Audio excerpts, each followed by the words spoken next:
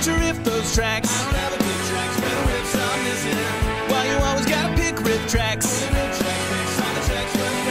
It's your lucky day, it's time for Rifftrax.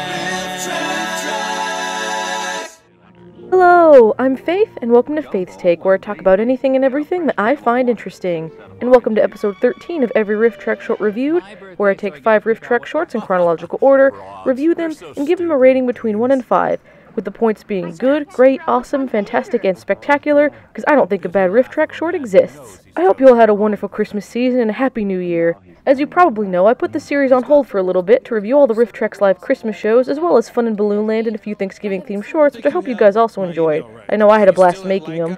But now it's time to dive back into the ridiculous world of Rifftrax shorts. So let's get right back in it with episode 13 of Every Rifftrax Short Reviewed. Number 61, A Circus Wakes Up, from October 12th, 2009. Making some very bad life choices, Circus. Wake up! Let's dive into the entertaining/scary world of the circus. This short is all about a circus getting prepped for that day's work. We see all the animals and performers greeting the new day by eating breakfast and practicing their acts. And you know what's more boring than the actual circus? Watching people practicing for the circus. Let's go along and watch. We don't need any tickets now. Just a tetanus shot. Jumbo and Daisy get a fresh pail of water instead of orange juice. Enraged at having their beverage order ignored, they trample their keeper to death. Rehearsals are starting. Millions of them. First, the jugglers. This always looks easy. It does? I can't understand why it never works when I try it. Just who are you, sir? Now, here's a really hard trick. Walking backward on her hind leg. Which comes with a mere 63% chance of compound fracture. Nothing more than a shameless plug for Arby's. Nothing much. Just a light snack. And by the way, I noticed about a dozen of our least funny clowns are missing. Oh my god! Even when they practice, they must be perfect. So childlike jumpers must be worn. When it comes to the short itself, it's overall not that interesting. The narrator seems interested in the subject, but not too invested, and nothing particularly funny or outrageous happens. And that's exactly why we need Mike, Kevin, and Bill to liven things up a little. Everything must be exactly right. A dog must be there to witness you practicing. It's acrobat law. What are you guys named? Aslan? There's some kids outside with a fawn asking about you. Put 'em up, put 'em up. I'll fight you with both hands tied behind my back. He's saying, Bravchen. Good boy. Good fellow. Because lions prefer that you speak German. Man, Simba still seems angry over the death of his father. He claims he put it behind him, but the rage is obvious. The arena is covered with sawdust. That should soak up the blood of the sword swallower and the falling acrobats. The clowns get ready. It's not easy transforming into the world's most terrifying vision of unspeakable evil. Yes, scarring children for life takes preparation. Costumes are put on. This gentleman doesn't work for the circus, but we sure appreciate his commitment. Call the cops. A pretty tame short with some pretty good riffs. This short earns a 2 out of 5. You know, circuses seem like a lot of work, so if you guys wanted to call it off, I'd be good with that. But Bill, a guy in a zebra costume. You talked me into it. Number 62, American Thrift Part 1, from October 15th, 2009. She may be wiser than those who think the most is always the cheapest. No, yanking them off the chain at the bank, always the cheapest way. That's true. Here we have our first short with a guest riffer. Yes, for this installment, the guys are joined by Veronica Belmont, who's hosted several podcasts about gaming, technology, and the like. Veronica rounds out the team for a short about living life in America as inexpensively as possible. For some reason, we open the short with this little girl asking her parents for a puppy, which has nothing to do with the subject at hand here. American Thrift, stay away from me. American Thrift, oh mama, let me be. She spends carefully for the needs of the day in order to provide for all the years to come. Jeez, he makes it sound like a threat. Is the woman in the American home. When are you going to clean up this American home, woman? Making our money reach out to cover more of our needings or wantings and luxuries. For instance, a second chair. Expected that any family has always to expect. So, honey, you think you'll ever start working again? Mommy, I got a job. Well, at least someone's working, honey. Beets, Mommy! Why would she go to a pet store and ask for beets? Ted, that's more than you've ever made in your whole life. I have a problem with butane huffing, okay? You knew that when you married me. Shouldn't we run, Daddy? That'll just draw attention to our crime, kitten. Next, we see a mother struggling to make her family's income go as far as possible. However, we're never actually given any tips on how to do this ourselves. We're just shown how this woman did it in her particular situation. And unless your 5+ children want puppies, trumpets, and hand-me-down pants, this short's not really going to help you any. But we do get to see a kid who I can only assume is the child of Buzz from Mr. Be Natural, and that's enough for me. Responsibility of getting more out of the family purse than is theirs. Stealing, in other words. Her Ah, crap. I sound worse than Kenny G.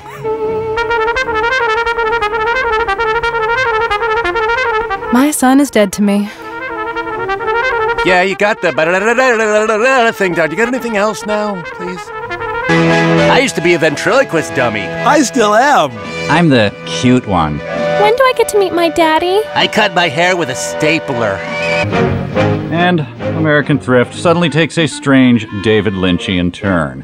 If the purchases have been good ones... Wow. Reminds me of my first job interview. Time. Oh, I threw up in my mouth. Son of a bitch! I will show you the meaning of loss. An overall useless lesson on how to live the American dream, the first part of this thrifty endeavor gets a 3 out of 5. Behind all she sees and buys are suppliers.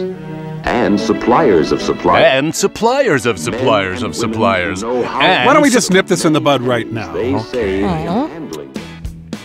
Number 63, Call It Free, Part 1, from November 9th, 2009.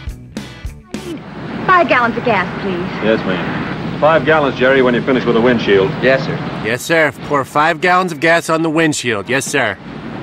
If you ever feel like you don't know enough about cars, just watch this short to instantly feel better about yourself. Here we see a ditzy woman, inexplicably nicknamed Hank by her own husband, pull up to a service station where the man who runs the place begins inspecting her vehicle. Seeing as she's an idiot, the car is practically falling apart, and the poor man attempts to explain everything that he and his new assistant need to fix. I tell you, dropping out of 4th grade was the best decision I ever made. Funny business running a service station. It's the only business I know of that gets a profit out of giving things away for free. Well, you never dealt heroin. No, it's amazing sometimes how you can go along thinking you've got all your bases covered, and then whammo. You're torn apart by wild emus. How badly? Probably all boiled out by now. It shouldn't do that. It violates ape law. But it does it all the time. Like my husband Bill when he gets a little too much alcohol in him. You mean your car calls you a whore and falls asleep on the recliner? There's part of your trouble, Mrs. Borden. Molly Borden. Oh, but my husband calls me Hank. I call him Debbie. Well, I don't know. It's such a nuisance to have to put in all that oil when you're in a hurry, so I do it as seldom as possible. Don't you think so? May I, smack you on the forehead? All right. Oh, now I remember. We've got one in the front room. It's what we heat the house with, sure. That's right. You pinheaded load. Sandbelt sprayed. Oh, coupons. No, that's the guarantee on your new battery. I feel like I was having a new car. Broads. They're so stupid. Dames. Now I've got it. Wait a minute. I'm stuck in a loveless marriage. Can I go with you? Radiator cap, antifreeze, battery, transmission grease, lube job, hose, gas, oil change. Muffler belt, blinker fluid, flux capacitor. Of course her husband's just as stupid as she is and thinks that she was hustled by the mechanic. This coming from a guy who's letting his wife drive a car that could have imploded at any moment. He refuses to pay any money for the work they did, and he blames his wife's ignorance for his own negligence. Also, he should have realized that when you marry someone so openly stupid, you're kinda digging your own grave. Anyway, Hank heads back up to the station to chew out the poor guy who helped her. That is, until she needs more help, and instead of, going to a different service station, she goes back to the one she thinks cheated her. But as has been established, she's not the brightest bulb. $39. For this haircut? All we needed was a couple of quarts of alcohol. That's what Nick Nolte says every morning. No, but you see But don't you know that it only costs $1? Bob High Trousers. $1 for a bat. Someday. Take me out of here, nicotine. You don't appreciate me. I put buttons on my shoulder for you. You! All right, Hank. All right. Beloved Hank. I know you're... Will you ask me before you fall for all these things you don't need? I know the answers. And the answer is, go fix me a steak, woman. I forgive you. What else seems to be the trouble, Mrs. Borden? You know very well what you did, and you ought to be ashamed of yourself. Selling me all those things I didn't need. That 10-gallon pail of OxyClean was especially obnoxious. For 26. Can you imagine a dame like that? That's what burns a man when he's trying to do an honest job. Dissatisfied gas station customer, the motion picture. And if I hadn't had both feet on the brakes and it wouldn't stop, I wouldn't be here. Do something. Don't suppose we can hope that a spark will ignite the fuel storage tanks and take this whole thing out in a giant orange ball of flame? Nice. Something was lost the day the gas station attendants stopped wearing bow ties, and that something was a whole huge group of nerds to make fun of. Stood right there and let that fathead throw 2 gallons of perfectly good antifreeze down the drain. I was gonna drink that. But you don't understand. That goes double. Oh, well, I don't know. What? And on the way down, I'm going to stop at that service station and I'm going to tear that guy apart. Or I'm going to get my money back. Bill's murder spree would last for 3 weeks. Bill! Will the mechanic get through to the dumbest couple in America? We'll have to wait till part 2 to find out. But in the meantime, this short gets a 4 out of 5. You know, I went to a fortune teller the other day, and she told me I Okay, look, dump your husband, marry your mechanic, and get on with your life. Plus only oil. Number 64, Christmas Rhapsody from December 17th, 2009. I am small and of no account. I live with my 2 cats and work part-time at the hobby store. If you're starting to feel that old post-Christmas depression, Rifftrax and I are here to help with a couple of festive shorts for you. Now, we did recently cover this short, as well as the next few, in the Rifftrax Live Christmas Short Stravaganza review. This short is about a tiny neglected tree on a mountainside.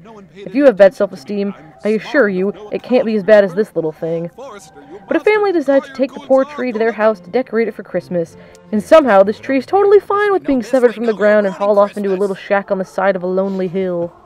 He thinks himself small and of no account. He's such an idiot. Don't pay any attention to him. The grand big trees, they tower above me. And so I will set them on fire and laugh as they burn. The forester's children, they will not notice me. They're not the sharpest knives in the drawer, frankly. I have no snow on my branches. You're kind of running out of interesting things to tell us about yourself, aren't you? Wow, I have literally never seen anything as small and of no account as this tree. For I am small and of no account. I can't deposit money at the bank. Why? No account. These trees are small. But they're of account, as opposed to me, of no account. Compared to the other Christmas shorts we've seen in the series thus far, this is definitely the best studio-recorded short. It's also one of my favorites covered in the live show, if only for the tree's depressingly hilarious self-image. It kinda goes without saying at this point that the live version is better for the guy's energy alone, but this one is still really fun. Why'd you bring that no-account tree in here? A place of my own. By the glow of the hearth. Fueled by the hacked-up remains of my fellow trees. This far out in the wilderness, the only ornaments you have are dried potato peels and rodent skulls. Little Susie would go mad from isolation and reenact The Shining later that night. My God, have you ever seen such rhapsody? As beautiful as any in the forest. And twice as fabulous. And so as evening fell, the werewolves emerged. He proudly awaited the family's return. They were out fighting Sinbad for a Turbo Man doll. His branches made beautiful. His needles already drying up and falling to the floor.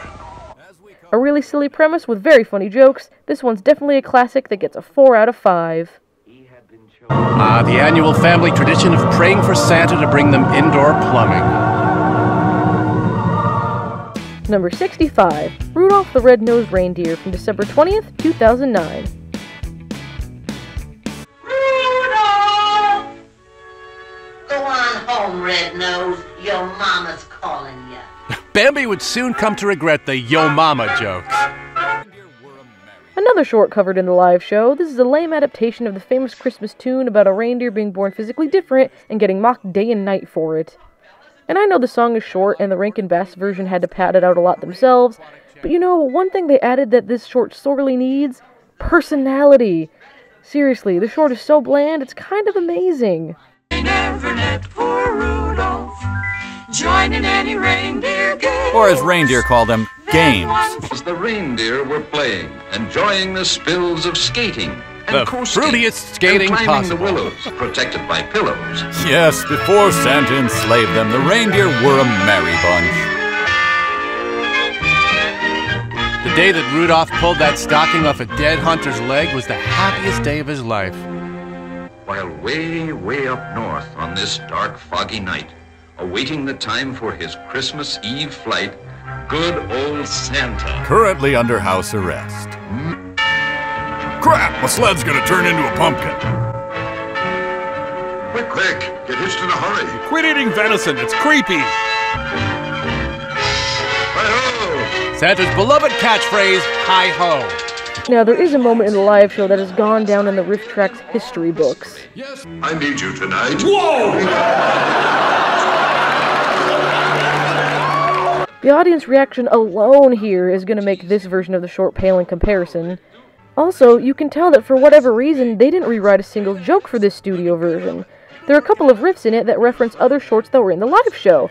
That wouldn't be a problem, except that those shorts had not been released separately in their own studio versions at this point. So if you hadn't seen the Shortstravaganza show, you'd just be really confused.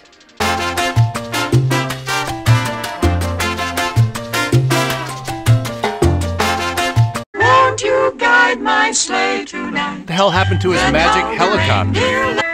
Look, fellas, it's Rudolph. Dialogue recorded by the warehouse clapper from Parade of Aquatic Champions. Santa, is there a way to fly without doing that? Cupid, take the reins. I can't get another moving violation, man. Oh God, where's Dancer's leg? Come down here, quick. Fall to your death if necessary. Just come down here. Hi-ho! Hi-ho yourself, fatty pants. This stuff didn't happen for your all-carb diet. Dear Mommy and Daddy. You were wrong. Someone does want me. With Rudolph's red nose as a wonderful light, old Santa flew quickly the rest of the night. Though it was the sudden lack of fog and his new GPS that did most of the work. Wow, look at Rudolph's mouth. Is he straining for airborne krill or something? Hear ye, a message from Rudolph. You are now under martial law. But no greater honor can come to a deer than riding with Santa. Not a modest man, that Santa. The #1 job on the #1 day. Don't believe his lies. He'll use you up. And Rudolph just blushed from his head to his toes until his whole fur was as red as his nose. That's right, fur can blush. Don't question it. Even trying to take the live version out of the picture, you can't take the live version totally out of this picture. With this problem and only a few really strong riffs to hold it up, this one gets a 2 out of 5. Merry Christmas to all, and to all a good night. Hey, don't steal Santa's lines, punk. I mean, is this the way it's gonna be? Because if so, I will end you. As always, thank you guys so much for watching. It's good to be back into this series, and I obviously plan to continue going on with these, but I've got a lot of great Rifftrax and MST content coming up, and some non-riff-based material as well, and I hope you'll join me for all of it. Thanks again, and I'll see you guys later.